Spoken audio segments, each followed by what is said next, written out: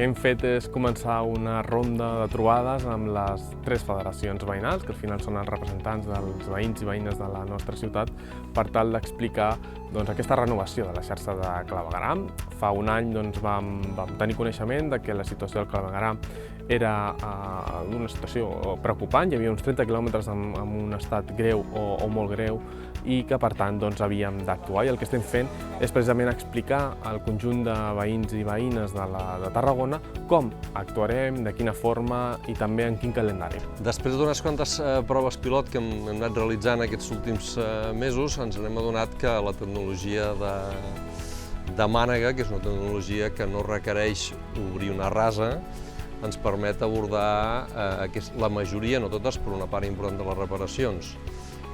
Això té almenys un parell d'avantatges significatives. Una és que les obres duren molt poc, duren 24 com a molt 48 hores, no uns quants dies com amb la tecnologia habitual, que és la d'obrir el carrer, i això fa que hi hagi un impacte molt més contingut, molt més reduït sobre el trànsit rodat i sobre els peatons. La ciutadania notarà una mica de molèstia perquè, òbviament, l'actuació implica un tall puntual de 24 a 48 hores per carrer per poder actuar, però una millora molt important perquè eliminarà el fet de tenir un mes, un carrer obert sense poder ni transitar ni vianants ni vehicles.